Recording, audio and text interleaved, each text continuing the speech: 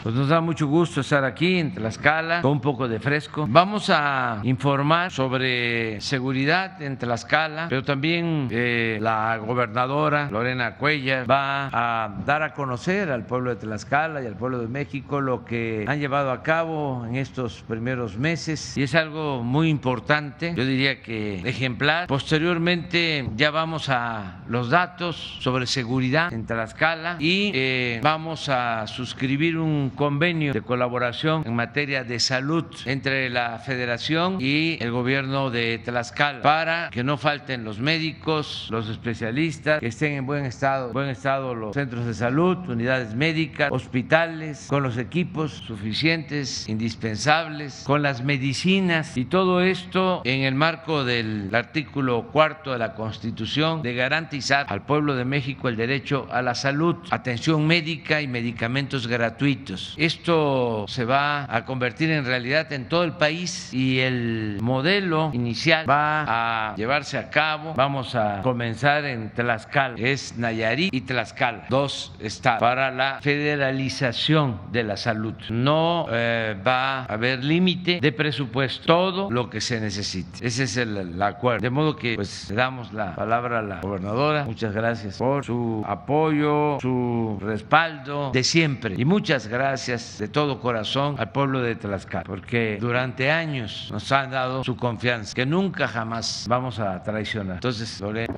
Muy buenos días a todas y a todos. Con un agradecimiento profundo, doy la bienvenida a Tlaxcala, cuna de la nación, a nuestro presidente, Andrés Manuel López Obrador. Muchas gracias, presidente.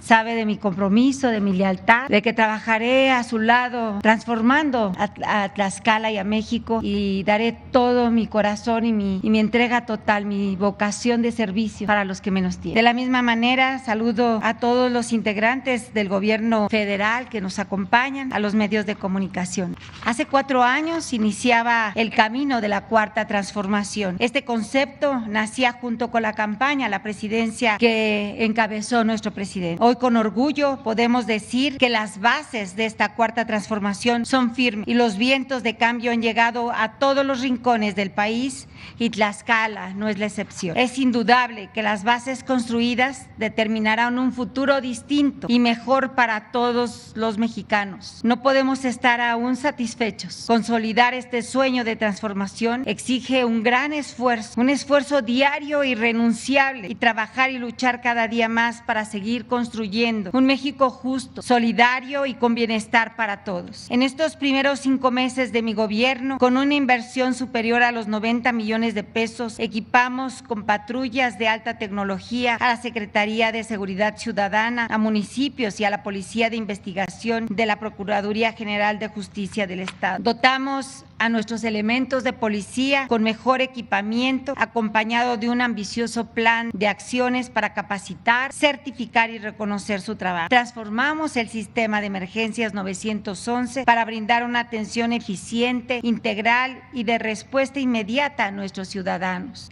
Capacitamos también a nuestros cuerpos de seguridad pública para consolidar una forma ética de actuar en las calles, de servir a nuestra comunidad y de velar por nuestras familias. Estas acciones han llevado a que nuestro estado hoy se posicione como una entidad más segura en el país. A pesar de contar con 300 policías en el estado, estamos haciendo una gran inversión para precisamente en este año fortalecer este cuerpo policial. Diariamente coordino las mesas de seguridad en el estado y de manera itinerante las hemos llevado a diferentes municipios que nos permiten coordinar los trabajos de seguridad de manera eficiente. Reactivamos 36 arcos de detección de vehículos robados para vigilar los accesos de entrada a nuestro estado. Adquirimos un software de alta tecnología para atender emergencias de ciudadanos en tiempo real. La campaña Canje de Armas ha captado un 190% más respecto al año anterior. El helicóptero usado para el servicio del gobernador ahora es usado para tareas de seguridad y el otro da servicio de ambulancia en apoyo a la salud. Nuestro estado cuenta hoy con la unidad de inteligencia patrimonial y financiera para combatir casos de corrupción corrupción y operaciones con recursos de procedencia ilícita. Creamos la Procuración del Medio Ambiente para dar cumplimiento a la normalidad ambiental y cuidar de nuestros recursos naturales. Los principios éticos y valores de la Cuarta Transformación son el motor del cambio que estamos llevando en nuestro Estado y como nunca hemos sumado a mujeres a este enorme compromiso. Por ello, combatimos frontalmente la violencia contra las mujeres. Si lastiman a una, nos lastiman a todas. Darle paz a nuestras mujeres es bienestar para todos. Por ello, promoví ante la Comisión Nacional para Prevenir y Erradicar la Violencia contra las Mujeres que se emitiera la declaratoria de alerta de violencia de género contra las mujeres en los 60 municipios de nuestro Estado. Ante este compromiso, diseñamos un modelo integral de atención para mujeres víctimas de violencia. Hemos unificado las bases de datos que involucren violencia de género para contar con una lista única que nos ayuda a dar seguimiento a víctimas e identificar en todo momento a los agresores. En materia de trata, es nuestro deber proteger a las niñas y mujeres. Por eso hemos puesto un gran esfuerzo para tener una estrategia clara y contundente. En este punto quiero aprovechar para reconocer el esfuerzo y dedicación a mi equipo de trabajo. Gracias a su compromiso con nuestro Estado, hoy estamos dando buenos resultados. El secuestro disminuyó en un 75%. Los feminicidios bajaron en un 71.4%. La incidencia delictiva logró contener en la mayoría de municipios el delito de trata de personas y disminuyó en un 83%. En cuanto a carpetas de investigación, las iniciadas por el delito de robo a casa habitación, pues se han incrementado porque ahora estamos muy al pendiente de que exista precisamente la vinculación y esto nos ha dado un gran resultado a través de la Procuraduría. Las correspondientes a personas desaparecidas no localizadas disminuyeron en el 61.5%. Señor presidente, gracias a su compromiso con las y los tlaxcaltecas para otorgar bienestar a las familias, estamos convencidos que la transformación social de nuestro país se logrará desde la base de nuestra sociedad y la base es el pueblo y al pueblo servimos, siguiendo su ejemplo, señor presidente. Como siempre, bienvenido a Tlaxcala. Esta es su casa, este es su pueblo y he aquí nuestro compromiso. Juntos haremos historia. Muchas gracias y pues trajimos un video para que pudiéramos pues dar a conocer también algunas acciones del gobierno en estos 5 meses de trabajo. Muchísimas gracias a todos. La Cuarta Transformación se consolida en Tlaxcala y juntos construimos una nueva historia. En 5 meses, con tu confianza y colaboración, estamos transformando a Tlaxcala con un gobierno cercano al pueblo, honesto, transparente y de resultados. Hoy en Tlaxcala todos somos iguales y tenemos los mismos derechos, por lo que eliminamos el fuero constitucional para todos los servidores públicos que lo tuvieran, empezando con la gobernadora. Salud. Gracias al apoyo de nuestro presidente, las vacunas han llegado de manera constante. Durante los primeros meses de este gobierno, se logró ser una de las 5 entidades del país que más redujo los contagios. Y hoy, nuestro estado tiene el segundo lugar en vacunación COVID. Contra el COVID-19, Tlaxcala dio ejemplo. Fuimos de las primeras entidades en contar con kioscos de oxígeno gratuito que salvó la vida de muchas personas. Implementamos módulos móviles y fijos para pruebas rápidas, con lo que logramos contener mejor los contagios y tener mejor control de la pandemia. Adaptamos 10 clínicas para el servicio de atención post-COVID para la rehabilitación de pacientes con daños pulmonares. Equipamos hospitales, rehabilitamos 60 ventiladores y pasamos de un 24 a un 90% de abastecimiento de medicinas en clínicas y centros de salud. Adquirimos 24 ambulancias para mejorar los servicios de emergencias. Pusimos en marcha el programa Médico en tu Casa, a través de 10 unidades móviles que brindaron cerca de 50,000 atenciones de salud para la atención de pacientes vulnerables y en estado de postración. En tan solo 100 días, construimos un complejo hospitalario que integran 2 unidades médicas equipados con la más alta tecnología internacional para ofrecer servicios de hemodiálisis para la atención de 13,000 sesiones anuales para nuestros pacientes renales. Y el otro complejo ha sido destinado para cirugías de mínima invasión, donde se realizarán hasta 3,000 cirugías ambulatorias anualmente. Con el apoyo de nuestro presidente, logramos la rehabilitación e infraestructura de 50 espacios hospitalarios. Seguiremos trabajando con profunda devoción para hacer una nueva historia de salud en Tlaxcala. Es tu salud lo que más nos importa. seguridad. En Tlaxcala, trabajamos para que vivas sin miedo. Diariamente llevamos a cabo mesas de seguridad estatales y regionales para coordinar los trabajos en esta materia con participación del Ejército, de la Guardia Nacional y la Secretaría de Seguridad Ciudadana, así como a los presidentes municipales que nos permiten juntos coordinar las estrategias de seguridad y dar buenos resultados. En 5 meses de gobierno, nos ubicamos como la primera entidad más segura del país, a pesar de contar con solo 300 policías para todo el estado. Reactivamos 36 arcos de detección de vehículos robados que permite cubrir todos los accesos de entrada al estado. Adquirimos 2 software de la más alta tecnología que a través de reportes al 911 nos permite accesar a cámaras y micrófonos de celulares para atender emergencias de ciudadanos en tiempo real. En la campaña Canje de Armas, logramos una captación del 190% más respecto al año anterior. Adquirimos nuevas patrullas, vehículos y uniformes para policías. Además, el helicóptero que antes estaba al servicio del gobernador ahora cuida de tu seguridad y el otro da servicio de ambulancia en apoyo a la salud. Implementamos operativos entre la Secretaría de Seguridad Ciudadana y fuerzas federales para generar proximidad social, inhibir y prevenir delitos. Decretamos la alerta de género para velar por nuestras mujeres, niñas y adolescentes tlaxcaltecas, con la atención inmediata a través de la denuncia al 911 que activa el protocolo en nuestras nuevas unidades especializadas que brindan servicio médico, jurídico, psicológico y refugios para las mujeres que lo necesitan. Hoy, nuestros policías son más humanos y sensibles y capacitan a nuestros niños y jóvenes para alertarlos y prevenirlos de riesgos. En la nueva historia, queremos que cuentes con una policía cercana a ti, con mayor capacidad de respuesta en la que puedas confiar. Nuestro estado cuenta hoy con la Unidad de Inteligencia Patrimonial y Financiera para combatir casos de corrupción y operaciones con recursos de procedencia ilícita. Creamos la Procuraduría del Medio Ambiente para que se cumpla la normatividad ambiental y cuidar todos nuestros recursos naturales. Iniciamos un combate frontal contra la tala clandestina. Luego de 2 décadas, abrimos carpetas de investigación y juicios contra personas por el delito de corrupción y por atentar contra nuestro bosque. En la nueva historia, protegemos a nuestros recursos naturales y nuestra Malinche. En Tlaxcala, ya se escribe una nueva historia. ¡Vamos, Tlaxcala! El momento es ahora.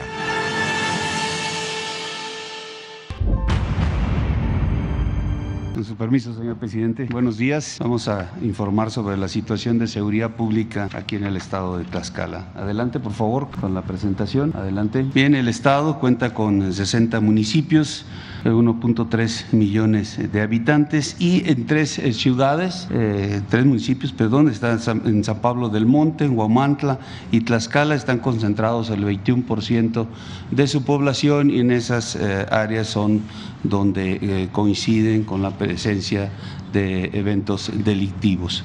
En cuanto a su incidencia delictiva en el periodo de diciembre de 2018 a diciembre de 2021, en toda la administración, aquí tenemos cómo está el estado. Tiene un 7º lugar en el robo de vehículos a nivel nacional, su tendencia está hacia la baja.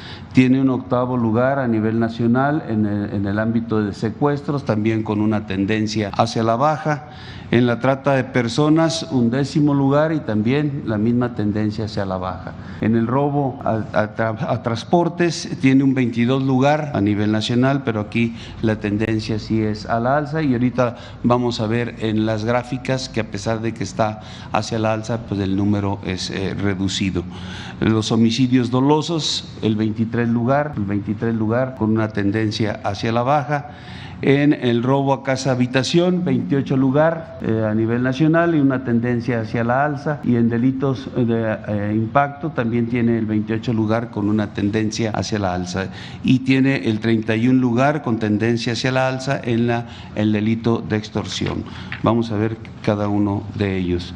Adelante, por favor, con las gráficas. Aquí vemos el secuestro. La información que se representa en las gráficas está hasta diciembre del 2021. Estos son los datos que tiene el Secretariado Ejecutivo del Sistema Nacional de Seguridad Pública. Es la última información ya consolidada con todos los estados. Entonces, en diciembre no tuvieron ningún… Gracias. En diciembre no tuvieron ningún evento de secuestros, pero aquí podemos observar en el 19 tuvieron 14, en el 20 15, en el 2021 10. Su tendencia es hacia la baja con este octavo lugar. En cuanto a robo a casa habitación, en el último mes registrado tienen 33, adelante por favor, 33 eventos. Su tendencia es hacia la alza, aquí podemos ver en la gráfica, tiene el 28 lugar. En el 19 tuvieron 130 eventos, en el 20 335 y en el 2021 459. Como mencionaba, la cantidad no es grande, pero la tendencia que se registra en base a los números es hacia la alza. En homicidios dolosos tienen 7 registrados en diciembre con una tendencia hacia la baja, aquí en la gráfica la podemos observar y aquí en el acumulado anual de igual manera, tiene un 23 lugar el Estado. En extorsión, en diciembre no tuvieron delitos de esta naturaleza, tiene el 31 lugar en el Estado, se marca una tendencia hacia la alza por el comportamiento que tiene aquí el delito a través de los años. En el 19 tienen 2, en el 20 igual 2, en el 21 4, subió, por eso es la tendencia, pero la cantidad es muy reducida y el lugar que tienen a nivel nacional también es de los últimos, el 31. El robo de vehículos, 120 delitos en el mes de diciembre, tiene el 7º lugar a nivel nacional, su tendencia es hacia la baja. En cuanto a robo en transportes, tuvieron 9 eventos en diciembre, la tendencia se marca hacia la alza, pero también de igual manera podemos observar la cantidad en el acumulado anual, 6 en el 2019, 10 en el 2020 y 27 en el 2021. Los números son reducidos, tiene el 22 lugar a nivel nacional. En la trata de personas no tuvieron ningún evento en diciembre, su tendencia es a la baja, tiene el 10º lugar, aquí tuvieron solamente 2 en el 2021. En el total de delitos de impacto tuvieron 279 delitos en el mes de diciembre, tienen el 28 lugar a nivel nacional, su tendencia es hacia la alza. Aquí vemos la diferencia entre el 20 y el 21, está 2.764 delitos en el 2020 y 3.162 en el 21. En cuanto a cantidad total de homicidios dolosos por entidad federativa en la presente administración y hasta el mes de diciembre tienen el 28 lugar, muy por debajo de la media, tienen 385 delitos, siendo la media nacional de 2.783. Y estos homicidios dolosos por cada 100,000 habitantes, también en esta administración, tienen el 23 lugar con 29 homicidios, siendo la media nacional de 76. Los municipios que se identifican con mayor incidencia delictiva en estos delitos, homicidio doloso, robo de vehículos y narcomenudeo, son estos 6 que vemos en la pantalla: Tlaxcala, Calpulalpan, Apizaco, San Pablo, Huamantla y Tlaxco. Estos 6 municipios concentran un poco más de la mitad de los delitos que se han cometido en la administración aquí en el Estado. En cuanto a seguridad pública, tienen un efectivo de 3.168 elementos operativos entre lo que es autoridades a nivel estatal, autoridades a nivel municipal, que de manera conjunta con lo que son las fuerzas federales, adelante, que están aquí en el estado, que son 2.420 elementos, tenemos 1.687 de Ejército y Fuerza Aérea y 733 de Guardia Nacional, son operativos, hacen un total de 2.420 elementos operativos. Este personal operativo, repito, autoridades a nivel estatal, a nivel municipal, a nivel federal, trabajan de manera coordinada, adelante por favor, en estas tres coordinaciones regionales de la Guardia Nacional. Estas coordinaciones tienen también, se anexa también el trabajo que tiene la coordinación, la Compañía de Seguridad a Vías de Comunicación, que también está pues de manera conjunta realizando trabajos con las demás fuerzas. En cuanto a compañías de la Guardia Nacional, se tienen en el estado, en Apizaco, una construida en el 2021, otra instalación en donde se encuentran establecidos es en Panotla. Esta es una instalación militar que se le cedió a la Guardia Nacional para su operación, y durante el año 2023 estamos considerando en el proyecto de consolidación de la Guardia la construcción de 4 compañías más en Calpulalpan, Huamantla, Zacatelco y Tlaxcala. Ahí estarían estas nuevas compañías. En cuanto al robo de hidrocarburos, en la presente administración, en el estado se han detectado 590 tomas clandestinas. El estado tiene 2 ductos que están en su territorio, es un poliducto Minatitlán, México, y el de gas Cactus, Guadalajara. Aquí está el área donde van estos ductos. En los municipios en donde se han identificado mayor cantidad de tomas clandestinas son Calpulalpan, Nativitas, Nanacamilpa y Tlaxcala, siendo el primer lugar Calpulalpan con 307 tomas clandestinas. En cuanto a la asignación de recursos federales y estatales en materias de seguridad pública, tenemos que en el Fondo de Aportaciones para la Seguridad Pública recibe el Estado 204.1 millones de pesos, y en el Fortamun, que es el fortalecimiento de municipios y demarcaciones territoriales, 993.9 millones de pesos. Finalmente, en cuanto a plan DN3 y plan de la Guardia Nacional en auxilio a la población, aquí en Tlaxcala se han empleado casi 5,000 hombres, 405 vehículos, atendiendo principalmente eventos generados por lluvias, incendios forestales y fugas de gas. Son los donde se han activado los planes DN3 y plan Guardia Nacional. Es todo, señor presidente. Gracias. Con su permiso, señor presidente, muy buenos días a todas y todos ustedes, gobernadora Lorena Cuellar Romero.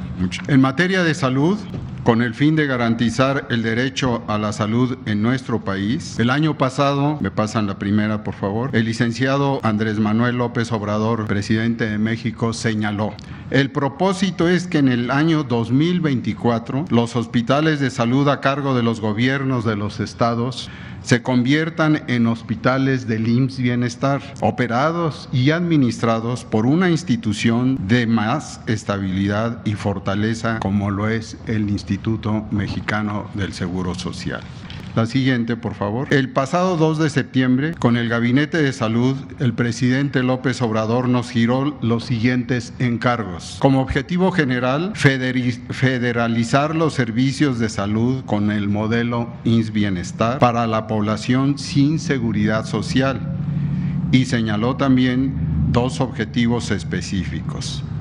El primero, federalizar el sistema de salud y concentrar los recursos entregados a los estados mediante un proceso muy especial, el cual sería una acción desafortunada para esta transformación no cumplir la totalidad de la federalización, ya que hoy se mantiene un sistema mixto. En segundo lugar, dimensionar, diagnosticar, conocer el número de los beneficiarios que recibirán esta atención de servicios de calidad y gratuitos, y para ello realizar un diagnóstico de campo en el territorio sobre la infraestructura que nos permita determinar cobertura e inversiones. Y finalmente, en la siguiente lámina, por favor, el modelo a que se ha mencionado el señor presidente es necesario y consiste en fortalecer en principio el modelo de atención del IMSS Bienestar en sus 4 rubros principales. Primero, la infraestructura, que consiste en modernizar, rehabilitar, equipar hospitales y centros de salud, con la premisa de no hacer nada nuevo, ordenando la atención del primer nivel en principio, también el del segundo posteriormente, el estado en el que se encuentra el tiempo de ejecución de obras y recursos a invertir. En segundo, importante es el contar con el personal de salud, diseñar el esquema de contrataciones y todas aquellas acciones para transferir el personal al IMSS Bienestar, una plantilla laboral, ubicación y vacantes. En tercer lugar, medicamentos y material de curación, contar con ellos, con niveles de abasto y recetas surtidas en cada unidad de atención médica. Y finalmente, la regularización del personal, con lo cual se mejorarán las condiciones laborales de más de 87,000 trabajadores y trabajadoras contratados con motivo de la pandemia, con la premisa también de antigüedad y desempeño laboral que tenga. Y como señaló el señor presidente, en el financiamiento, que no hay límite, un incremento del presupuesto en materia de salud, organización, cuidado de los recursos, centralizando su ejercicio desde la Federación con eficiencia, austeridad y honestidad. El maestro Zoé Robledo les presentará lo realizado en el estado de Tlaxcala, sentando las bases para la firma del convenio de hoy. Muchas gracias. Muchas gracias, muy buenos días. Con su permiso, señor presidente, muy buenos días, gobernadora, señores secretarios, secretaria. Como ya lo ha dicho el presidente López Obrador, uno de los elementos fundamentales del estado de bienestar que se construye en la Cuarta Transformación tiene que ver justamente con la salud, y dentro de la salud el componente necesario, importantísimo, de la atención médica. Y en ese sentido, desde la reforma al artículo 4 constitucional se estableció ese derecho a la protección de la salud y la concurrencia entre los gobiernos de los estados y la federación para construir este sistema de salud para el bienestar. Un sistema de salud que garantice la atención integral, oportuna y gratuita de las personas que no cuentan con seguridad social. En ese sentido, como lo ha mencionado el secretario Alcocer, el planteamiento es utilizar un modelo de atención integral a la salud para el bienestar que existe en nuestro país desde hace 43 años, que es el modelo del IMSS Bienestar, que nació en 1979 como IMSS Coplamar. Son 4 los componentes fundamentales. El primero, la atención primaria a la salud, concentrarse en la prevención de las enfermedades, la procuración de la salud y el seguimiento de las mujeres embarazadas. El segundo, que involucra a la comunidad como parte fundamental de la atención y la procuración de la salud. Y en tercer lugar, una atención médica hospitalaria que se concentra en 5 especialidades troncales que tienen que ser cubiertas en todos los turnos, en la mañana, por la tarde, en la noche y los fines de semana. Especialidades que van por ginecología, pediatría, medicina interna, cirugía y anestesia, servicios dentales, nutrición, psicología, servicios de laboratorio diagnóstico, y que se están fortaleciendo con 3 especialidades más que tienen que ver con trauma y ortopedia, oftalmología y otorrinolaringología. Y además de un modelo de conservación preventivo que garantice que el equipo y la infraestructura se mantengan siempre en buenas condiciones. En ese sentido, la siguiente, por favor, se hizo desde el año pasado un trabajo conjunto con el gobierno de Tlaxcala para un levantamiento que se realizó del 2 al 12 de noviembre. 60 personas en diferentes equipos visitaron 216 unidades de salud del gobierno del estado, 13 hospitales y 203 centros de salud, y los hallazgos, que son la siguiente, tienen que ver con cuáles son las brechas que tenemos entre lo que se cuenta hoy por parte del Estado y este modelo de atención para que realmente podamos garantizar la salud. En términos de personal, se identifica que hay una necesidad de 807 personas, personal de salud, 303 entre médicos y médicas y 447 personales de enfermería.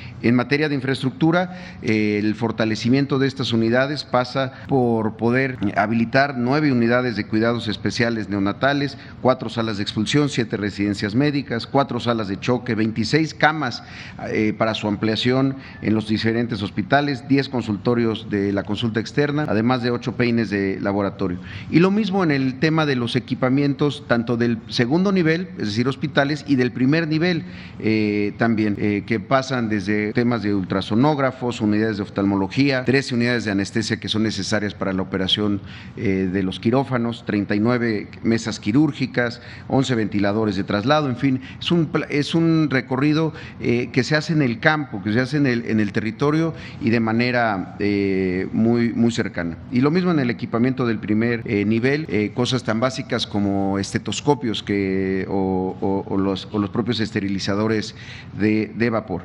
En ese sentido, el trabajo es conjunto y la firma de este convenio marco es, digamos que la conclusión de esta primera etapa para pasar a lo que sigue, que tiene que ver con los elementos laborales, financieros y de otro tipo de recursos para ya empezar a hacer las inversiones. Como se ha mencionado, Tlaxcala en ese sentido se convierte en un modelo diferente, vanguardista, porque es de los primeros estados del país junto con el estado de Nayarit, y que además garantiza, y eso es bien importante, los derechos laborales de todos los trabajadores. Este no es un proceso que se construye a partir de despedir gente o de liquidar a las personas que llevan muchos años trabajando y que han adquirido derechos y que estamos garantizándolos en todo momento. Además, la instrucción del presidente López Obrador de que estas nuevas contrataciones se den con base a la ley y con todos los derechos, insisto, garantizados.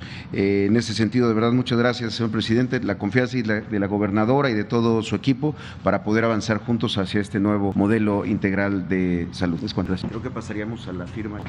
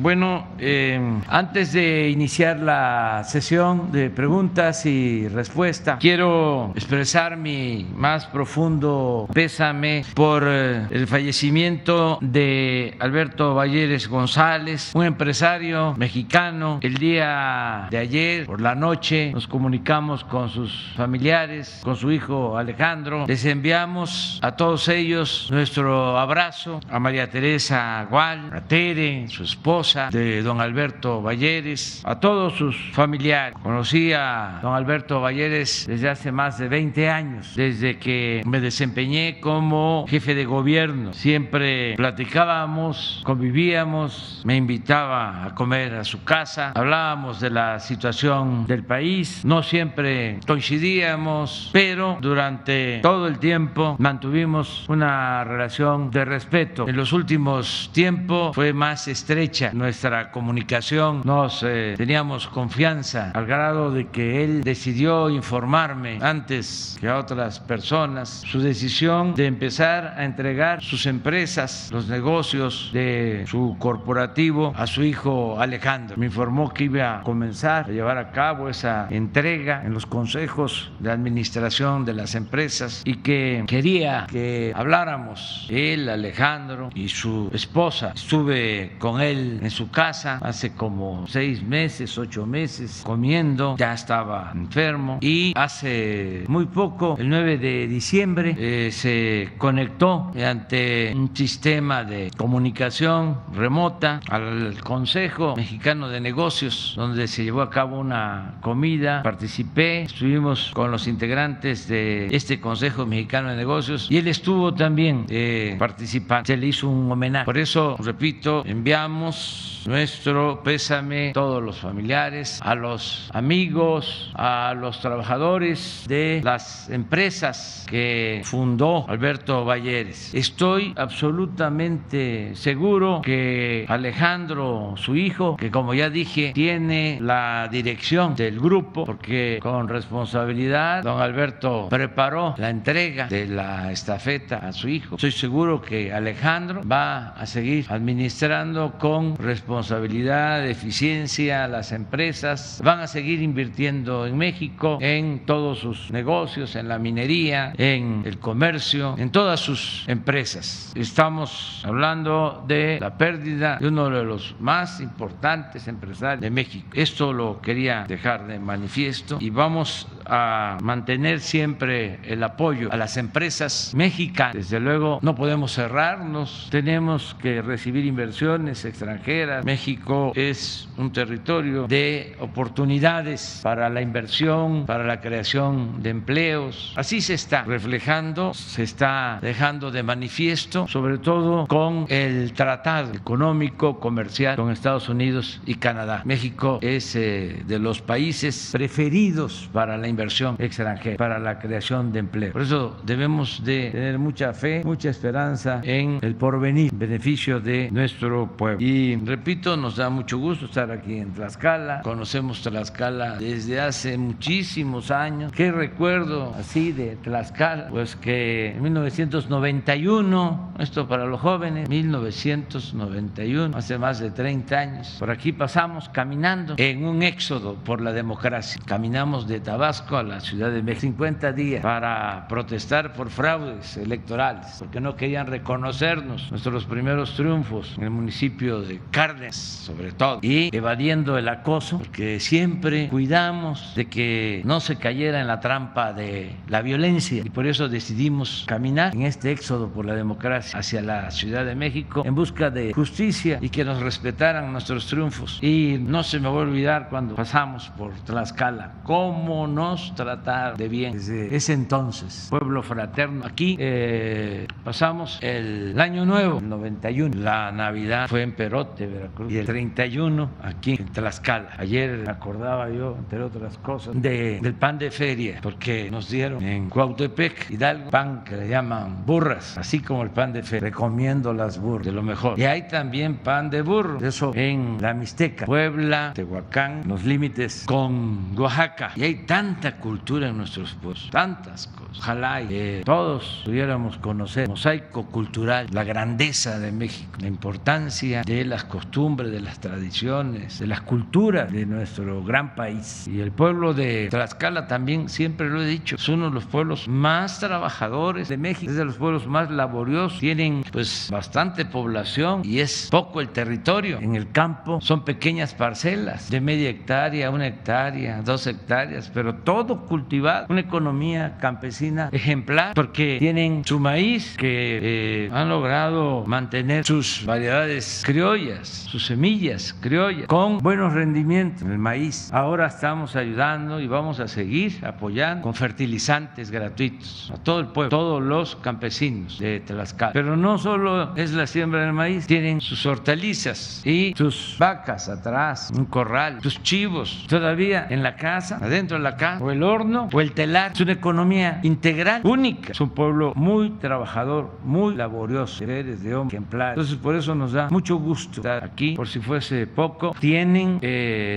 reglas de gobierno que deben de copiarse en otros estados. Ojalá y también lo pudiera hacer la federación. Aquí por ley no se puede tener deuda. Es el único estado donde está prohibido que el gobierno herede deuda cuando termina su mandato. No hay deuda pública. Ahora, aunque no está en la ley, pero siguió el ejemplo Querétaro, y ojalá y otros estados emulen, sigan con este ejemplo. Y estamos ahora mucho más contentos que nunca en Tlaxcala por Lorena Cuellar, que viene luchando desde hace mucho tiempo, y estamos seguros que va a hacer un buen gobierno. Ya está trabajando, está iniciando y ya hay acciones, y va a contar siempre con nuestro apoyo. El pueblo de Tlaxcala siempre va a contar con el apoyo del gobierno de la República, porque les hablaba de una relación de más de 30 años de lucha, y cada vez que fui candidato, varias veces o algunas veces, siempre a pesar de los pesares, aquí ganábamos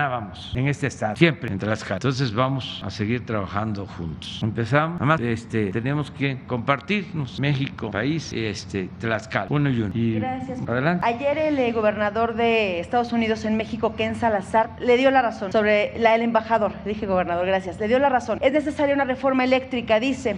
Eso significaría pues el respaldo, el beneplácito del gobierno de Estados Unidos hacia la reforma eléctrica que usted impulsa, presidente. ¿Cuáles son las consecuencias de esta declaración? ¿Cómo le ha comentado sobre este acompañamiento, este beneplácito? Pues yo agradezco mucho las palabras del embajador Ken Salazar. El gobierno del presidente Biden ha sido muy respetuoso y se está buscando que trabajemos cada vez en mayor coordinación. Y sí, me enteré, me informé de sus declaraciones. Él fue legislador en Estados Unidos, senador de la República. Él sabe, como lo expresó, que es necesario revisar el marco legal constantemente, porque vivimos en un mundo cambiante, son nuevas las realidades. Cuando se aprobó esa reforma energética hace ya 6, 8 años, eran otras condiciones. Se apostaba a que desapareciera la función pública, que no hubieran empresas públicas, ni bancos públicos, ni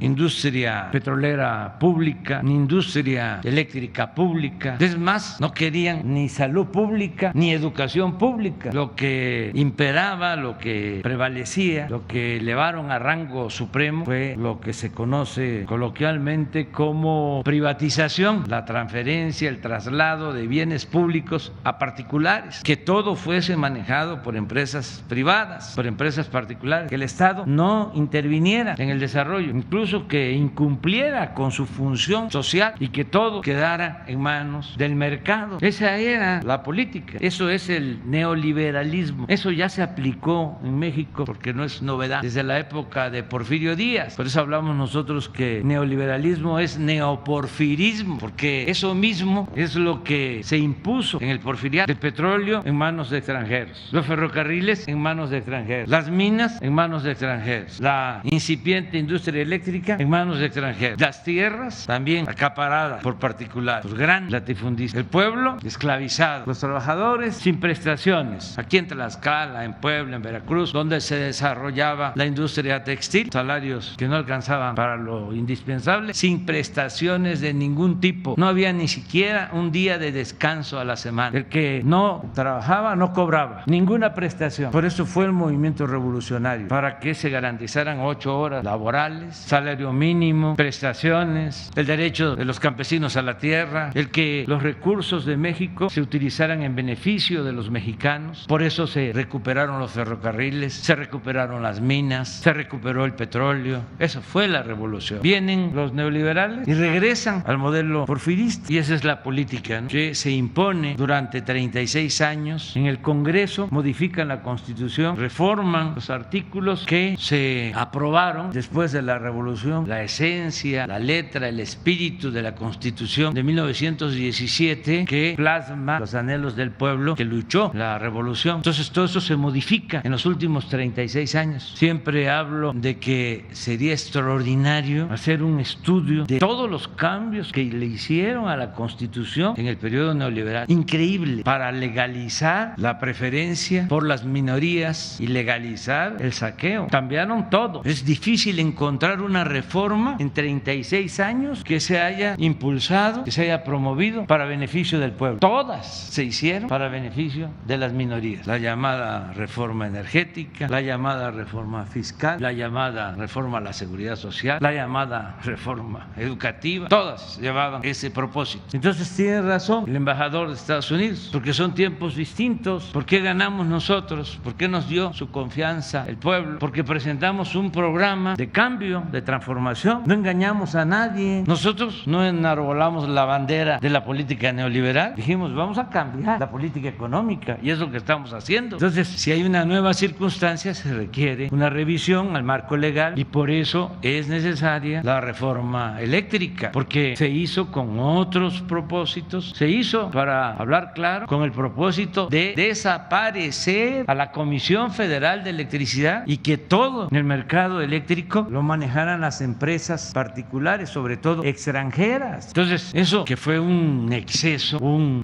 despropósito por la ambición al dinero, al lucro, tratándonos a los mexicanos o tratando al país como si fuese tierra de conquista. La verdad que para algunas empresas extranjeras, algunos países nos veían como tierra de conquista. Era la segunda conquista, el saquear, el robar. Entonces ahora pues lo que queremos es, sin extremismos, hacer cambios en beneficio de todos, porque aunque parezca increíble, de continuar con esa política, todos, ricos y pobres, íbamos a terminar perjudicados, los pobres más pobres y los ricos más inseguros, pues no iban a poder vivir más que en carros blindados o en fortalezas, en búnkeres, rodeados de guardaespaldas, porque ¿qué produce, qué genera, qué origina la violencia? Pues la desigualdad, el empobrecimiento, la falta de oportunidades, la frustración de muchos que no tienen esperanza. ¿Cómo seguir con ese modelo inhumano, dándole la espalda al que sufre, dejando atrás al que requiere salir adelante con trabajo, con estudio, progresar? Es un derecho, es lo que se llama movilidad social, que el hijo del campesino, del obrero, del maestro, del comerciante pueda ascender en escala social como nosotros, cómo estudiamos, cómo salimos adelante. Había oportunidades, que no se cancele la posibilidad de progresar con trabajo, con estudio, que México sea de todos, no para unos cuantos, que se gobierne para ricos y pobres, que haya una separación entre poder económico, poder político, y que el poder político no esté subordinado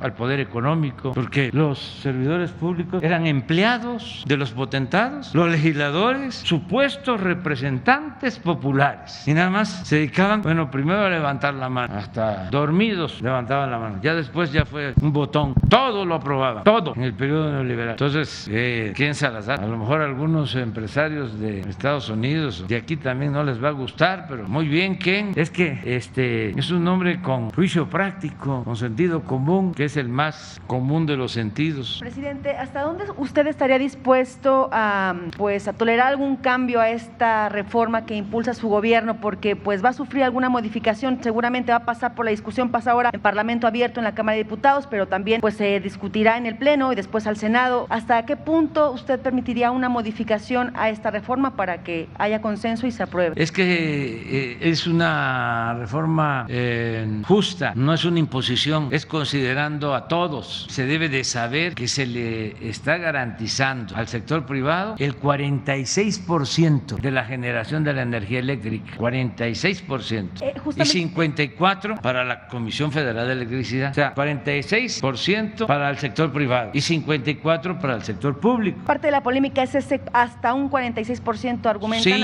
que hasta un, pero ellos temen que sea hasta y pueda ser desde cero y que se quede en cero y entonces temen a la estatización. No, hasta 46%. Y 46% del mercado mexicano es todo el mercado eléctrico de Argentina, para tener una idea.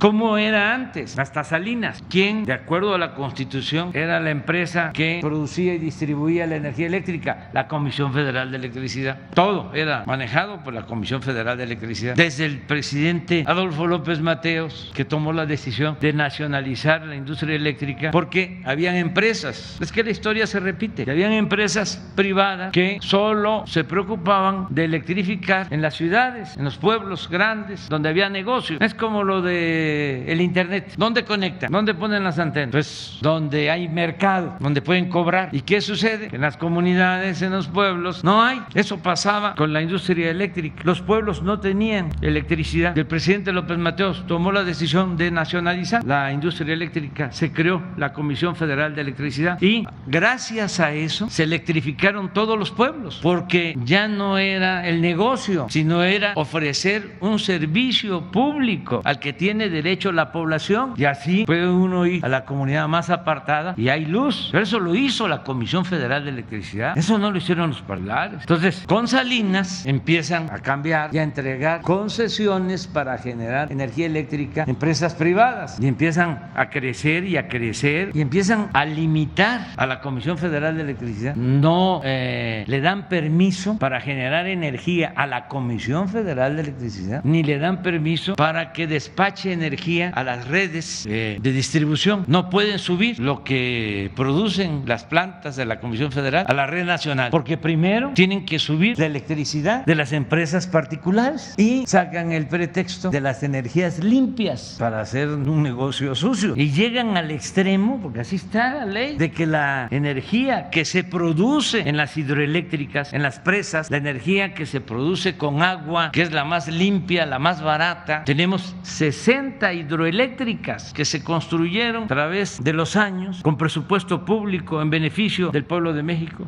Pero no se pueden utilizar a cabalidad, no pueden turbinar, porque en la legislación vigente se considera que la energía que se produce con agua no es limpia. O sea, a ver, ¿qué responden ante eso? Entonces, en las presas del Grijalva, en Angostura, en Chicoacén, en Malpaso, en Peñitas, en todas las presas, si hay 6 turbinas, que es nada más dejar pasar el agua, porque es un proceso mecánico, se abre una compuerta, cae el agua, la fuerza del agua mueve la turbina, es mecánica, eso genera la energía y el agua sale limpia, sale del vaso de la presa y hay pescado y hay pájaros, es lo más limpio.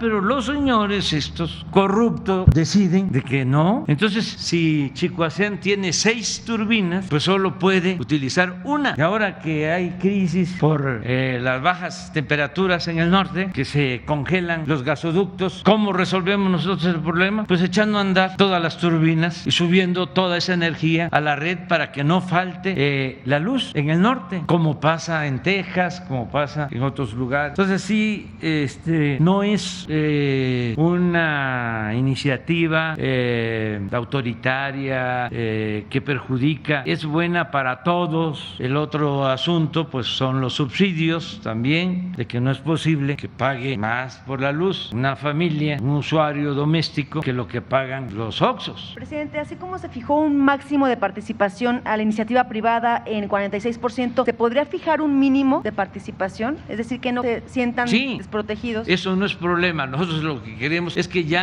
han ido avanzando tanto. Si no hubiese decidido el pueblo este cambio, a finales de este sexenio ya no iba a existir la Comisión Federal, se iba a quedar sin mercado. ¿Cuál sería el mínimo de participación para las empresas? ¿Cuál pudieran acordar, convenir? 46%. ¿El mínimo? Sí. Ese es el máximo. ¿Y el mínimo? 46, ¿cuál sin problema? Y que esto también nos permite a nosotros seguridad, pero no solo para que no falle la luz o que no falte la luz o que no haya apagones en usuarios, consumidores, en nuestras casas, sino también para que no falte la energía eléctrica en las empresas. Es una garantía para todos, porque ¿qué es lo que sucede? El empresario, si no tiene dimensión social, no le importa más que el dinero, o sea, el negocio, el lucro, si no tiene una dimensión social. No se conforma con una utilidad, con una ganancia razonable. No, es atraco, es saquear, es llevarse todo, destruirlo todo por el afán de lucro. Entonces, para eso es el Estado, para eso es el gobierno de todos, para poner orden. Es decir, si vas a hacer negocios, se requiere de la inversión privada, pero con utilidades razonables, y es lo que se está buscando. Nosotros tenemos que garantizar que no aumente el precio de la luz. Imagínense cómo controlamos los incrementos de precio, la inflación. Imagínense si no tuviésemos control sobre el precio de las gasolinas, o del diésel. Si decretáramos gasolinazos como eran, pues no tendríamos la inflación del 7%, tendríamos la inflación del 10, del 15 o más. Un secretario de Hacienda del gobierno anterior llegó a decir que no importaba que subiera el precio de la gasolina porque la mayoría de los mexicanos no tenía automóvil, no tenían carros y que no les afectaba. Secretario de Hacienda, esta eminencia, al momento que sube la gasolina, el diésel, sube todo, cómo se mueven las mercancías. Entonces es necesario que la Comisión Federal de Electricidad tenga su participación en beneficio de todos. Es que fue tanto el abuso que en el caso de Nuevo León, la zona de Monterrey, ya no tenía participación la Comisión Federal de Electricidad, ya no existía. Esta empresa española Iberdrola era la empresa, sigue siendo, pero ya se les vencieron los contratos, que vendía toda la energía eléctrica, y la Comisión Federal solo se ocupaba y se ocupa de los hogares, y en este caso de los hogares tenemos el compromiso de que no haya aumento de precios y lo vamos a sostener, pero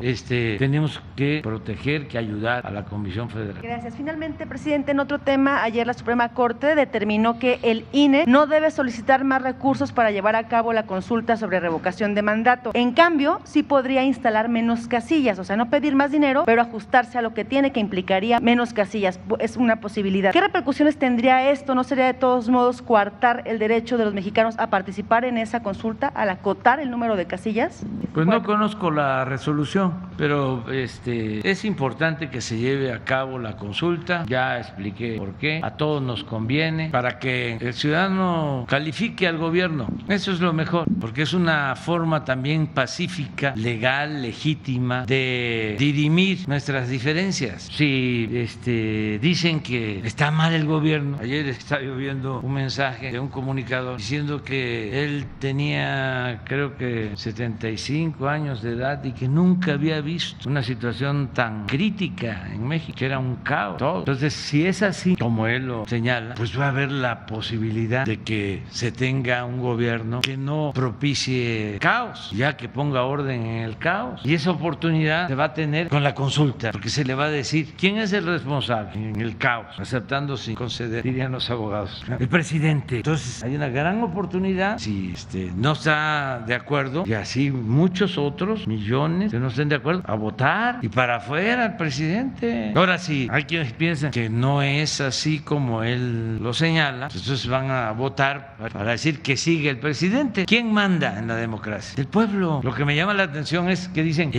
está todo mal, pero que no quieren la consulta, que para qué se hace. No, si está mal, pues hay que corregir. Si yo no soy un ambicioso vulgar, yo no voy a encapricharme, y aunque no me quieran, como ya fui electo democráticamente, me tengo que quedar hasta el final, lo quieran o no lo quieran. No.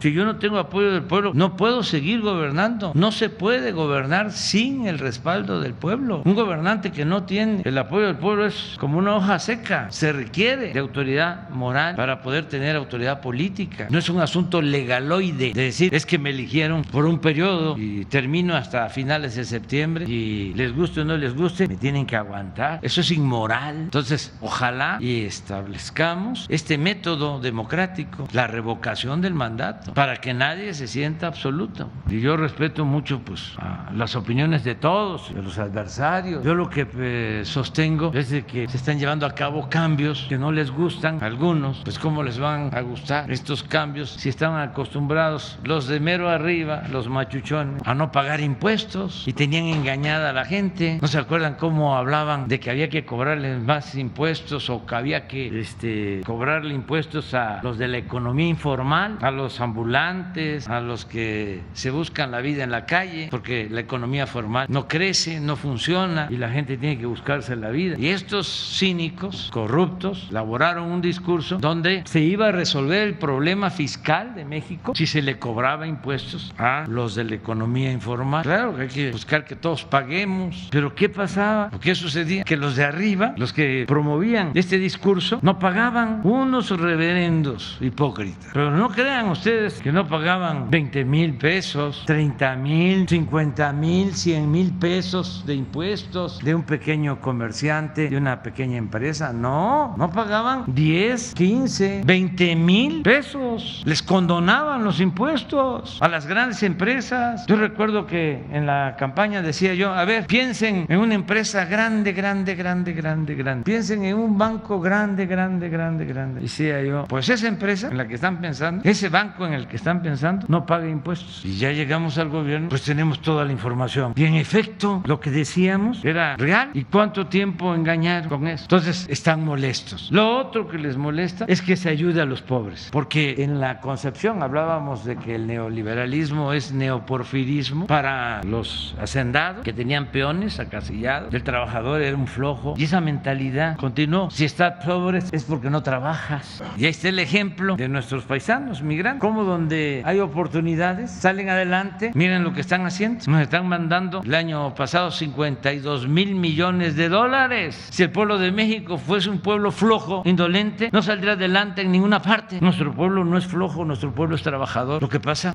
que no hay opciones, alternativas, oportunidades. Pero fue ese pensamiento el que se mantuvo durante mucho tiempo. Ahora con los jóvenes que les damos las becas, estoy viendo en las redes sociales reportajes de que el dinero que se le da a los jóvenes que trabajan como aprendices lo usan para comprar droga, o que estamos beneficiando a los que ellos bautizaron como ninis. A mí ya me da mucho gusto porque ya no se usa eso. ¿Se acuerdan cómo estaba de moda lo de ninis? Llamarle de manera despectiva a los jóvenes que ni estudian ni trabajan, ninis. Un rector de la UNAM acuñó esa frase o la retomó y la difundió, y era un chiste cuando nunca se hacía nada por los jóvenes. Pero ayudar a los jóvenes, bueno, les molesta hasta la salud pública. Tenemos déficit de médicos, es decir, nos faltan médicos por ese modelo neoliberal, nos faltan especialistas. Ya nada más por eso se debería de juzgar a estos irresponsables. Y cuando decidimos aumentar las becas de 8,000 a 20,000 de especialistas para tener más especialistas en el país, recibí una carta de una asociación médica expresando que estaban en desacuerdo con lo que estábamos haciendo. Entonces, por eso hay estas inconformidades. Hay gente que está en desacuerdo con lo que estamos haciendo, nosotros los respetamos y afortunadamente pues tenemos la posibilidad de resolver estas diferencias de manera pacífica, ordenada, legal, con la consulta, que todos participemos a favor o en contra. Yo no voy a estar diciendo voten por mí, no. Yo lo que quiero es que todos participen. A mí me interesa el proceso democrático, el que dejemos establecido este método democrático y que se convierta en un hábito, y que cada 3 años, si no funcionan bien las cosas, consulta, para que así el pueblo siempre tenga las riendas del poder en sus manos. Yo espero que los conservadores, los fifís, o los que se creen fifís porque tampoco son tan especiales, pero que llamen a votar. El otro día el señor Lozano dio un discurso, él está en contra de nosotros abiertamente, pero llamando a votar en contra de nosotros. Pues eso es lo que tienen que hacer los del bloque conservador, Claudio X González, todo ese grupo, Loret, Broso, Carmen Aristegui, todo a votar para que se tenga otro presidente, porque es un derecho, no la guerra sucia, estar haciendo lo que se hacía de tiempo atrás, lo que hacía el AMPA del periodismo, ¿no? La máxima de que la calumnia cuando no mancha tizna. Ahora con lo de la supuesta casa de mi hijo en Houston, un escándalo. Ya el partido presenta una denuncia a la fiscalía. Adelante, obvio, no hay nada ilegal, nada absolutamente, pero es el escándalo, es tirar lodo, porque no pueden de otra manera. Y ahí están medios y periodistas, intelectuales al servicio del antiguo régimen, todos, y adelante con eso. Nada más que, como decía el poeta, ya llevamos muchos años y siempre hemos salido de la calumnia ilesos. Eso decía el gran poeta Díaz Mirón. Y van a seguir. Y estaba yo leyendo de que ya tienen una estrategia de que, como hoy, por ejemplo, es el último día de las conferencias. Entonces, al mediodía, en la tarde, viernes, fin de semana, ahí va el petardo, el manejo tendencioso, la calumnia en grande, articulada, ¿no? Bien, por todos. Y es viernes, sábado, domingo y hasta lunes tengo yo posibilidad. Entonces voy a ver cómo le hago para que esté yo pendiente el viernes y voy a contestar rapidito propósito, y el sábado también, y el domingo, porque ya lo tienen como estrategia. Es que manejan mucho dinero y tienen expertos, especialistas en guerra sucia. Esto los hemos padecido desde hace años, desde que trajeron a aquel publicista estadounidense que acuñó la frase López Obrador, un peligro para México, y otras más, y reciben pues financiamiento de la mafia del poder, los que se dedican a difundir todas estas calumnias. Afortunadamente, pues vamos a resistir, vamos a aguantar, como siempre. Presidente, buenos días a todos. Alberto Amaro, de la prensa de Tlaxcala.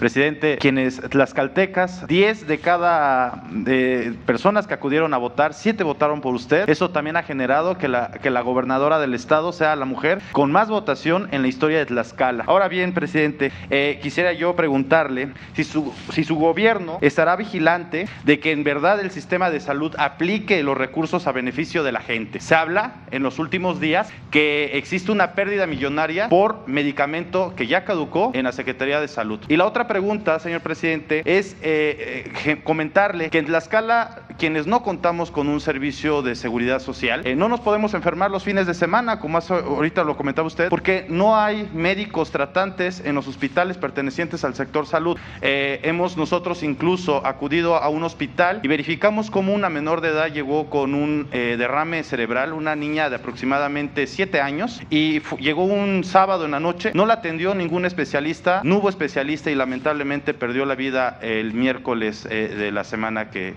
siguiente. Es todo, presidente. Sí, eso es lo que significa la reforma. Desde que llegamos al gobierno traíamos el propósito de mejorar el sistema de salud pública. Hice un recorrido por hospitales del IMSS Bienestar, recorrí 80 hospitales para eso, para ver qué faltaba: instalaciones, médicos, las medicinas, los equipos, la situación de los trabajadores. Entonces ya teníamos un diagnóstico y ya estaba el plan, y se nos viene la pandemia, y como encontramos el sistema de salud casi en el suelo, tuvimos que echar a andar un plan de emergencia para tener camas, ventiladores, médicos, especialistas, vacunas y enfrentar la pandemia. Nos dedicamos a eso. Pero ahora, afortunadamente, ya estamos en una etapa distinta. Esta nueva variante no ha sido tan nociva como las otras, y ya vamos a levantar el sistema de salud. ¿Qué había? Pues corrupción en todo, en particular en compra de medicamentos. Era un gran negocio de 10 empresas vinculadas a política que vendían 100,000 millones de pesos al año en medicinas. Y claro, malos medicamentos, adulterados, y caducaban. Todo esto, más otras cosas, obras tiradas por todos lados, hospitales que dejaron inconclusos. Entonces todo eso lo estamos atendiendo. Y lo que tú planteas, el propósito es que los que no tienen seguridad social, desde luego que tiene seguridad social, tiene que tener todo, también médico permanente y medicinas. Esto es, los que son derechohabientes del ISSSTE, del seguro, todos. Pero la mitad de la población no tiene seguridad social. Estaba el llamado seguro popular, que ni era seguro ni era popular, porque lo que permitía era esa corrupción. Mandaban el dinero a los estados y se usaba el dinero para otras cosas, para decirlo amablemente. Entonces eso ya se terminó, y lo que estamos iniciando aquí en Tlaxcala, con el apoyo de la gobernadora, es un sistema nuevo para que se garantice de verdad, que deje de ser letra muerta lo que está escrito en la Constitución, y se garantice el derecho a la salud de todo el pueblo. Por eso se hizo un recorrido por todo Tlaxcala. Se visitaron, como aquí lo explicó la gobernadora Zoé, todos los centros de salud, los hospitales. A ver, ¿por qué no ponen la gráfica del diagnóstico de cuántos centros de salud hay en Tlaxcala, cuántos hospitales, de qué nivel, cuántos médicos faltan? Cuando estamos hablando de la falta de los médicos, estamos contemplando los médicos que se necesitan para que se tengan todos los turnos y se tengan médicos los fines de semana. Mira los médicos que faltan, general y especialistas, 330 que se van a contratar, enfermeras 447, paramédicos ahí no se requiere, y los equipos que se necesitan. Pero hay una tabla sobre los centros de salud, la anterior, otra no, o no está. ¿A dónde está ese? pero no está, ¿verdad? A ver, sí, todo esto se visitó, entonces ya sabemos qué requerimos. Entonces vamos a resolver lo de los médicos, lo de las enfermeras, equipos, para que se tenga todo el servicio en Tlaxcala. Ese es el compromiso. ¿Y qué plazo tenemos? Marzo es el plazo. Para tener todos los médicos, a ver, que es muy interesante. Pues que efectivamente ese número, por ejemplo, que salía en la otra del número de médicos, es justo lo que nos hace falta, porque en el modelo lo que se plantea es que de esas especialidades en los hospitales de segundo nivel, de ginecología, pediatría, medicina interna, cirugía y obviamente anestesia, pues si no se puede hacer ningún procedimiento quirúrgico, se tengan todos los turnos. Es decir, son los médicos que necesitan para estar en todos los turnos, en la mañana, en la tarde, los 2 turnos nocturnos y el de fin de semana. Y aquí lo importante es que con lo que ya se cuenta de los médicos, uno de los elementos de este programa, y así en todo el país, es que además de los médicos que están contratados, se integran los residentes en su último año de especialidad, es decir, ya van saliendo de estas especialidades y tienen que hacer una rotación de 6 meses por estos hospitales. Eso es un poco la otra parte que fortalece al programa. Eso es lo que garantiza que en todo momento haya especialistas. Además de esto está el cálculo en el primer nivel de atención, es decir, en las clínicas donde generalmente hay médicos generales, personal de enfermería, para tener los turnos de la mañana y de la tarde, y se está incrementando, también se está buscando para que el fin de semana. Ahorita ese planteamiento está en las clínicas, no en los hospitales, sino en las clínicas donde están solo los consultorios mañana y tarde, pero en los hospitales sí toda la cobertura.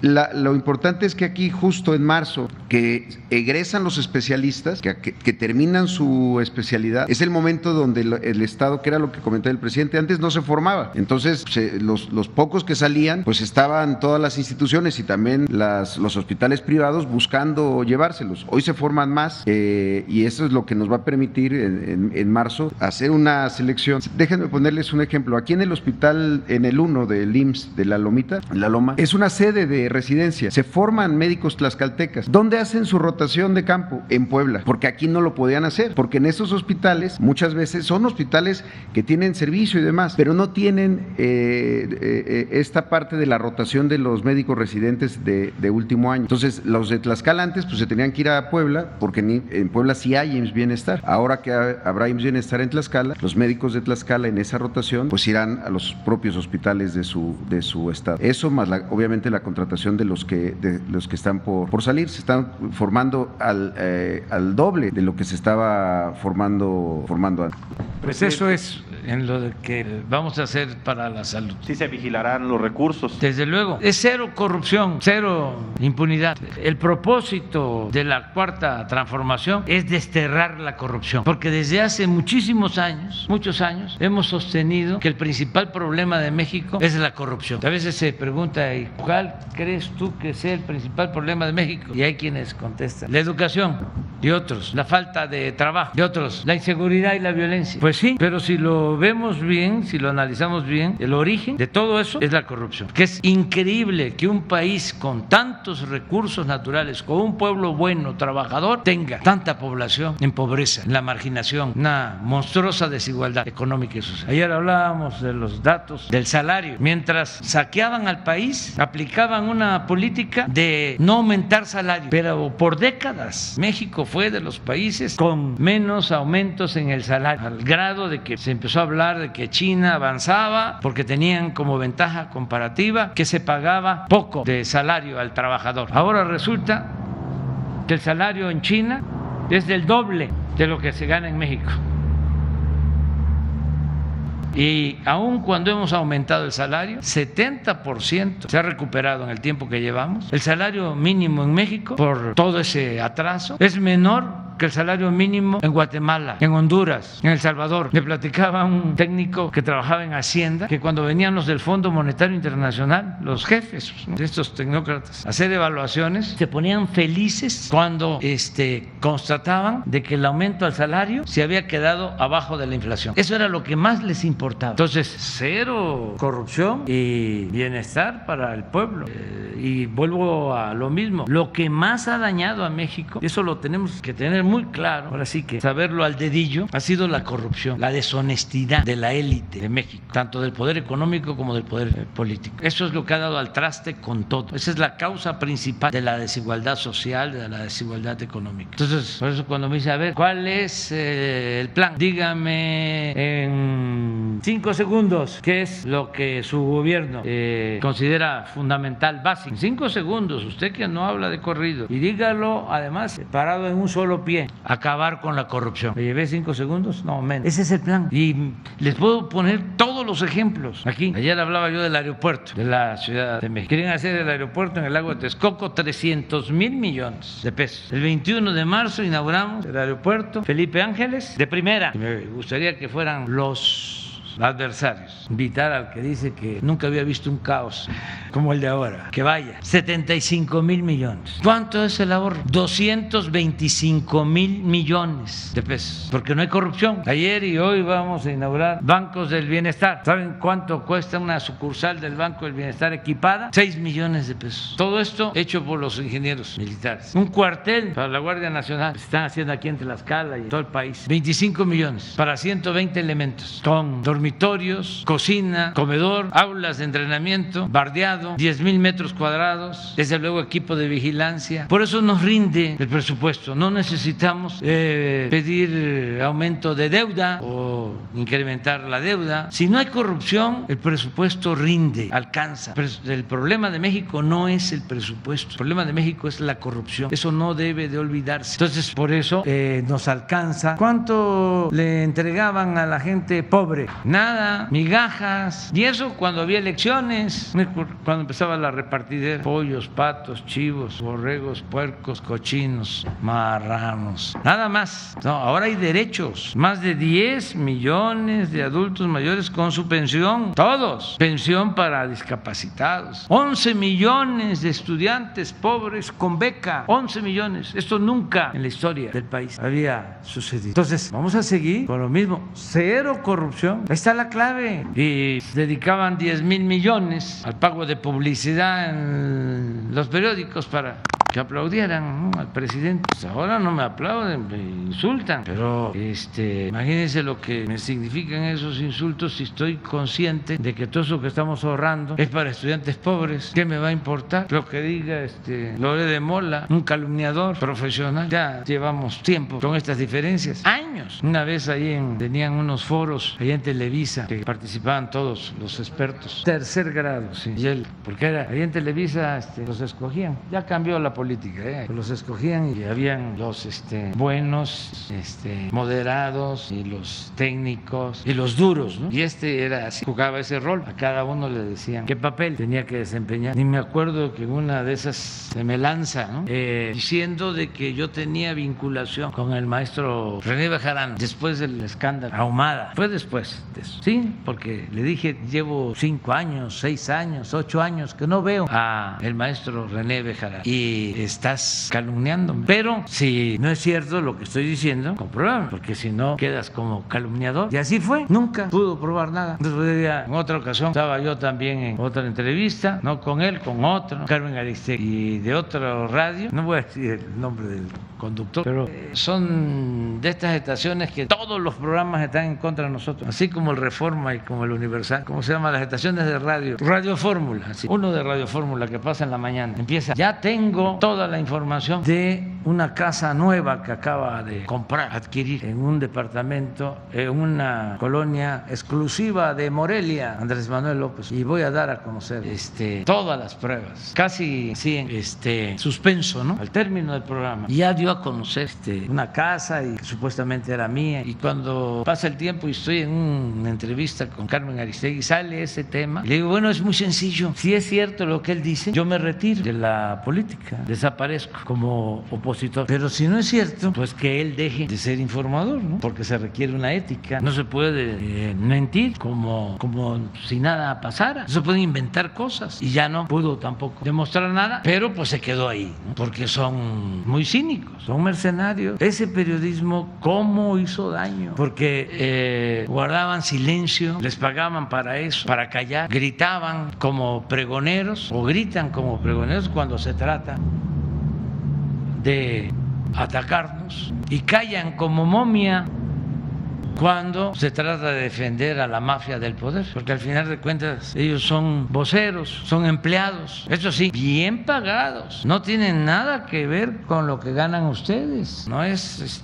picarles, pero son jefes de $1,000,000 mensuales y hasta más, y ellos sí, de residencias y de departamentos en el extranjero, yates, pero no son nada. Fíjense el nivel de corrupción que prevalece y sigue, desgraciadamente, porque va a llevar tiempo acabarlo. No son nada en comparación con sus jefes, porque sus jefes sí son súper fifís. Sus jefes son de yates de $250 millones, yates que ni siquiera navegan en los mares de México, ya están en el Mar del Norte. $250 millones, un yate, 5,000 millones de pesos. Siempre cuento, porque aparece incluso en las revistas de espectáculos, que llegan los yates estos de los mexicanos, de pena ajena, y arriban a un puerto y llegan todos los que viven en ese pueblo a abrir la boca a ver el lujo del yate del mexicano X. Y lo mismo con los aviones, con todo. Nivel de extravagancia vergonzoso en un país con tanta pobreza. Pero bueno, así era, y eso es lo que estamos ahora buscando cambiar, y no hacerlo por la fuerza, sino convenciendo, persuadiendo, y se va avanzando. Que estos temas antes no se tocaban. Además, era el modelo a seguir. Si llegas al gobierno y no robas, eres un tonto. No pierdas la oportunidad, aprovecha, estudia para que cuando seas grande seas como don fulano, un reverendo ladrón. Pero qué fuerza tan extraordinaria se heredó de nuestras culturas prehispánicas, que esa idea dominante, perversa, no pudo acabar con la moralidad de nuestro pueblo, porque el pueblo de México es un pueblo trabajador, un pueblo honesto, y eso viene de lejos, pero de muy lejos, no de la conquista para acá, no, de la conquista muy atrás, de grandes civilizaciones. Eso es lo que nos ha salvado siempre, nuestras culturas, y por eso hay que tener mucha fe en el futuro, y vamos a salir adelante. Es quitar esto de la corrupción que se instauró desde hace ya algún tiempo, y se intensificó, se agravó en el periodo neoliberal, en los últimos 36 años, hasta antes de que se diera el cambio. Saquearon como nunca, pero ahora es así, se acabó la corrupción, y esto nos va a ayudar mucho, se va a purificar la vida pública, vamos a salir adelante, porque no solo se va a promover el crecimiento económico del país, el desarrollo, hay condiciones, diría yo, muy favorables para que venga la inversión, ya están llegando inversionistas, el tratado fue algo excepcional, el tratado económico comercial. ¿Por qué? Porque nos asegura acceso al mercado más grande del mundo. Lo que se produzca en México tiene mercado, entre otras cosas. Entonces, pero no solo es lo económico, es que si no hay corrupción, entonces lo que se tiene se distribuye con justicia y alcanza a todos, y eso es bienestar. Entonces, yo estoy muy contento de que vamos caminando, vamos saliendo, a pesar de las dificultades, la pandemia, que ya estaba mal el sistema económico, ya estaba tocado, ya estaba, como se dice coloquialmente, sentido, ya estaba fracasado el modelo económico, porque no puede funcionar un modelo que se elabora, se aplica en beneficio de una minoría y en contra de la mayoría del pueblo. Tan no funciona que el porfiriato produjo la revolución. Si el porfiriato hubiese funcionado, no hubiese habido revolución. Pues ya esto estaba mal y lo precipitó la pandemia. Eso ya vino a agravar la situación. Entonces necesitamos cambiar. Ya nosotros desde antes de la pandemia estábamos con el modelo alternativo. Con la pandemia continuamos igual, no nos desviamos, y ahora menos. Vamos hacia adelante a seguir gobernando en beneficio del pueblo. Bueno, pues ya nos vamos. Buenos días, presidente. Buenos días a todos. Alberto Morales, del periódico El Universal. Quiero preguntarle, hace unos días se dio a conocer una iniciativa de su gobierno, ya lo había mencionado, es para que los organismos descentralizados y desconcentrados pues adhieran a otras dependencias y con eso ser más delgado a la administración pública. Pero hay una preocupación porque también se incluye la Secretaría Ejecutiva del Sistema Nacional Anticorrupción. Ellos están mencionando que esto podría pues trastocar las labores fundamentales entre gobierno, sociedad civil para combatir este flagelo. Yo quiero preguntarle, ¿cuándo va a empezar ya a poner en marcha estos cambios administrativos? Vamos a seguir llevando a cabo la reforma administrativa, que ese era otro lastre que se heredó. Para que la mafia pudiese actuar con libertad, maiciaban, sobornaban a todos, a diputados, a senadores, a servidores públicos. Eso lo decía Porfirio Díaz, era pan o palo. Entonces, cuando alguien se oponía, decía, ese gallo quiere maíz, y maiciaban al gallo y ya, así dominaba. Él también le pagaba a los periódicos. Ya hablé varias veces del gran periódico de aquel entonces, El Imparcial, que no hay ningún periódico en la actualidad que tenga el tiraje que llegó a publicar El Imparcial, hasta 120, 130 mil ejemplares diarios, cuando habían 15 millones de mexicanos en el Porfiriato. Imagínense lo que era ese periódico, claro, del régimen también. Y Hacienda le pagaba. Un gran periodista, Luis Cabrera, fue el primero en denunciarlo y en presentar las pruebas, porque como son los conservadores, se la daban de gente de bien y los exhibió. Entonces todo era dinero. ¿Qué hicieron en el periodo neoliberal? Algo parecido. Crearon organismos, salían de las universidades y a nuevos organismos públicos. El Instituto de la Transparencia. En el tiempo de más corrupción, crearon el Instituto de la Transparencia. Tú estás hablando del Instituto Anticorrupción. Sistema Nacional Anticorrupción. Sistema Nacional. En el tiempo de más corrupción. Pero no solo eso. Fíjense, crearon el Sistema Nacional Anticorrupción cuando en la Constitución no se consideraba delito grave la corrupción, porque Salinas modificó el Código Penal para que no fuese delito grave la corrupción. Es hasta ahora que llegamos nosotros que modificamos la Constitución para que sea delito grave. Pero cuando crearon el sistema anticorrupción no era delito grave, pero crearon el aparato para simular de que se combatía la corrupción, de que había transparencia. Y así institutos a diestra y siniestra. Acabo de explicar que crearon de manera especial este Instituto de la Competencia, la COFESE, pues para proteger a las empresas particulares, al grado de que esa COFESE hace muy poco dio un contrato a una empresa de China, seguramente vinculada al gobierno de China, para la explotación de litio en Bacanora, Sonora, y dio el permiso la COFESE, estos organismos. Entonces hemos ido poco a poco quitando fideicomisos, todos estos aparatos que crearon para pagar muy buenos sueldos, porque los sistemas anticorrupción, la transparencia, esto de COFESE, etcétera, etcétera, etcétera, etcétera, ganaban 200, 300 mil pesos mensuales con asesores, oficinas. Entonces ahí se iba todo el dinero en pagar estos aparatos. Entonces quitamos como 90 fideicomisos el año pasado. Nos ahorramos como 70 mil millones de pesos. En este caso entiendo que son aproximadamente 16 organismos. Sí. Descentralizado. Sí. Entonces vamos poco a poco porque son batallas, es uno por uno. Y creo que también si es reforma constitucional, está muy difícil. Creo que en el caso del sistema sí tiene que ser reforma constitucional. Sí, va, entonces, y no sé si del Consejo Nacional de Población, que tendría que ir al INEGI, si también tendría que ser reforma constitucional. Sí, lo que es reforma constitucional es muy difícil porque son 2/3 partes para hacer una reforma constitucional. Y ahí el bloque conservador no deja pasar nada. Si ahora con la reforma energética, eléctrica, que es reforma constitucional, se necesitan 2/3 partes. Esto también es importante que se sepa. Entonces, el bloque conservador tiene que definirse, para decirlo con claridad. El PRI y el PAN, el PRIAN, van a tener que definirse. Ya todavía no los escucho, pero ya quiero, porque van a tener que decidir por quién van a votar, o por la Comisión Federal de Electricidad o por Iberdrola. Así está. O sea, sí, no hay para dónde hacerse. Entonces, ahí es donde vamos a ver si son representantes populares o son empleados al servicio de los grupos de intereses creados. Y en el caso de estos 16 organismos y la Secretaría de Ejecutivo, ¿van a esperar a que haya el tiempo adecuado? Sí, vamos a ir esperando. Ahora tenemos 3 reformas que nos importan mucho. Esta, la eléctrica, que va a ser como para, según los legisladores, porque se están haciendo foros, porque nos interesa que la gente se informe de qué se trata. Cuando llevaron a cabo la llamada reforma energética, la gente no supo nada, todo fue arriba. Y ahora lo que se quiere es que haya debate y se informe, pero no solo debate en el Congreso. Yo le he pedido al secretario de Gobernación que, como la iniciativa la presentamos nosotros, que él organice foros de parte del gobierno federal o del Poder Ejecutivo y que los servidores públicos responsables informen en las plazas públicas por qué presentamos la iniciativa y en qué se beneficia el pueblo. Que vayan a todos los pueblos, todas las plazas, a informar, y que lo hagan ya para que cuando venga la votación estemos todos pendientes cómo van a votar. Entonces tenemos esa como prioritaria. La segunda es la reforma reforma electoral, porque ya no se puede mantener un órgano electoral costosísimo, que cuesta 20,000 millones de pesos al año. ¿Cuánto tiene Tlaxcala de presupuesto, Lorena? 21,000. Pues es lo mismo que tiene el INE de presupuesto anual. Y además, un órgano que no da confianza, porque no son jueces, están también al servicio de los grupos conservadores antidemocráticos. Están en contra nuestra, abiertamente. ¿Cómo es eso? Si ellos deberían de ser imparciales, jueces, pero no. Además, ya engañaron mucho.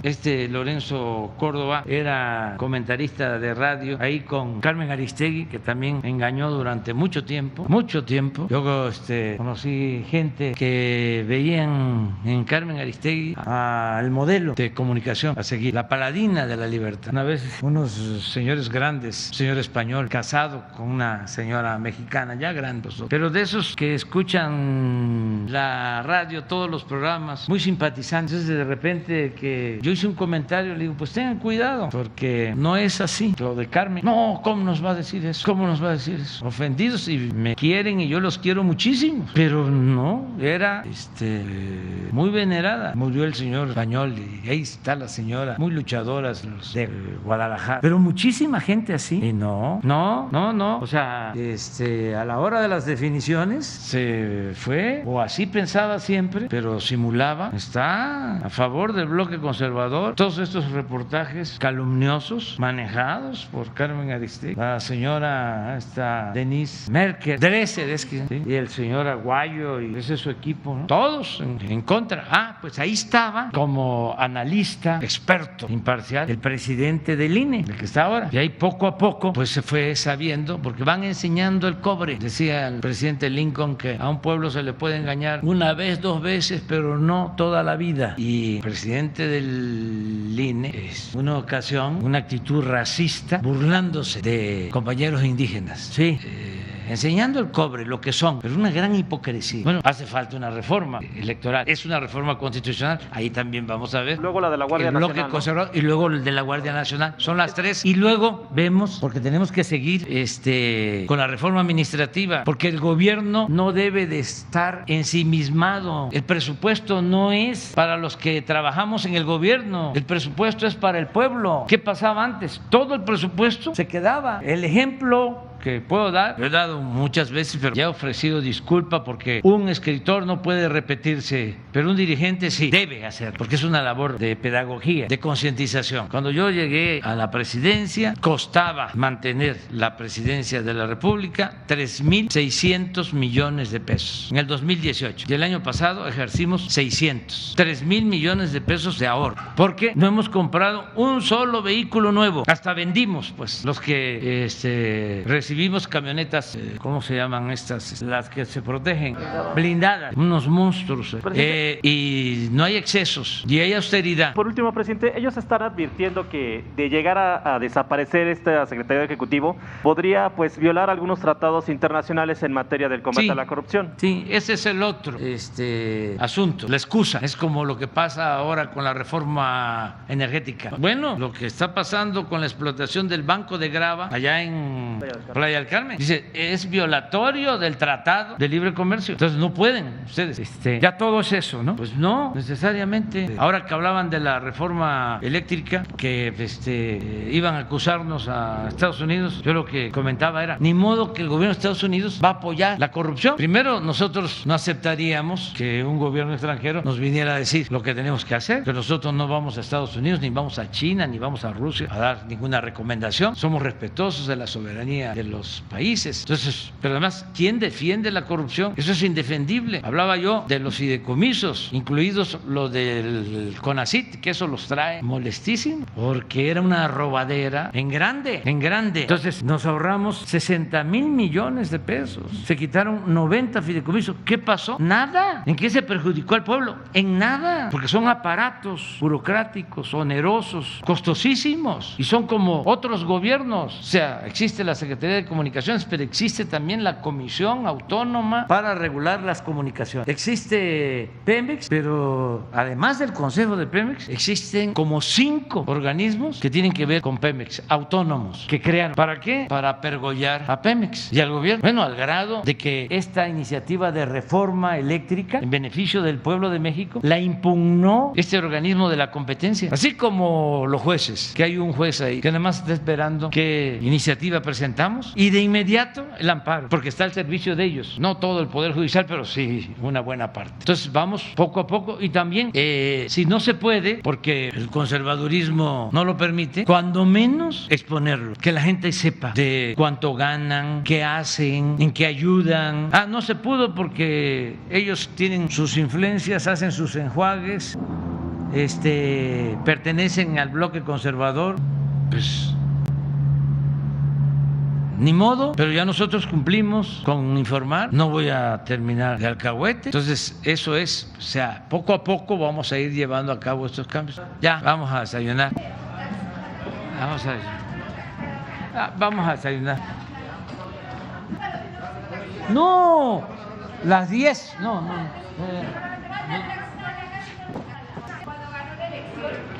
A ver.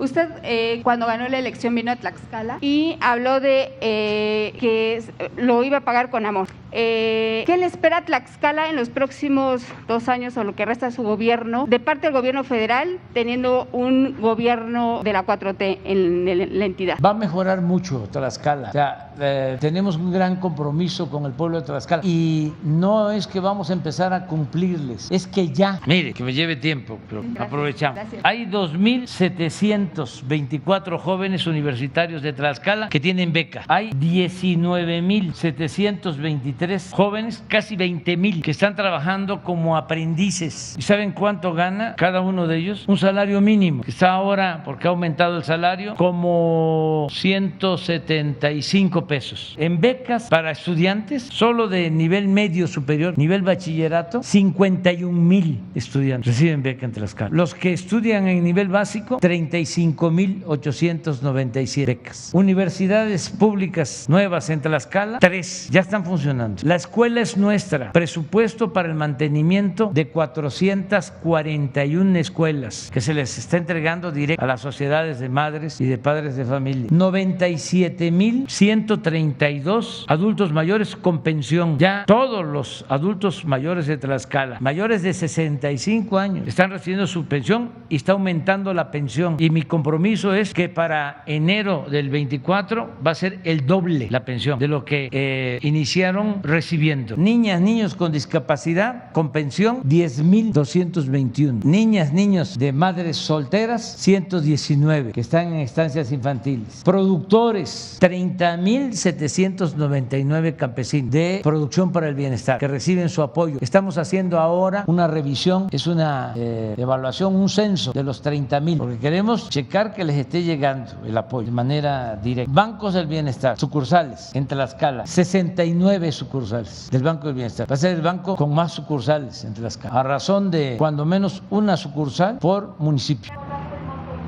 Ahora te digo, es que ya nos metimos a esto, ya. Vamos a dar toda la información. 3,595 viviendas, créditos a la palabra a 1,408 pequeños empresarios y dueños de talleres. Para microempresas familiares también tandas, 5,497. Sembrando Vida, 5,000 campesinos que reciben su jornal mes con mes para cultivar sus parcelas. El año pasado recibieron fertilizantes gratuitos 20,388 campesinos, pero este año va a aumentar a todos los productores fertilizantes gratuitos para todos los que producen. En fin, una inversión de 5,879 millones de pesos directo, sin intermediarios, más otras actividades, por ejemplo el programa de salud. Esto va a significar bastante recursos y no hay límite.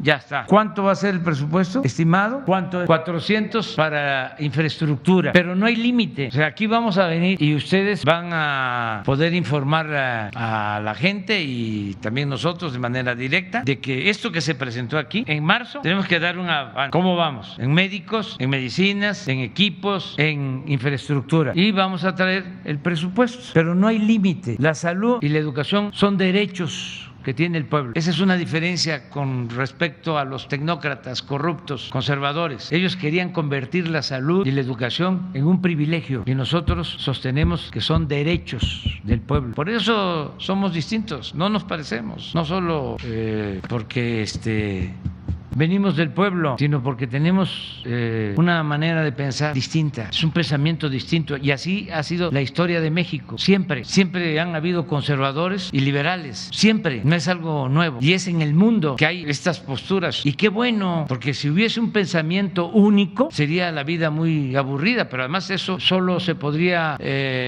imponer por la fuerza. Eso tiene que ver más con la dictadura, no con la democracia. La democracia es pluralidad, es debate, es disentir y garantizar el derecho a disentir. Nosotros nunca vamos a reprimir a nadie, no hay censura, somos libres, pero además que es como la comunicación. ¿Cómo es la comunicación? Son mensajes de ida y vuelta, ¿no? Pues así es esto.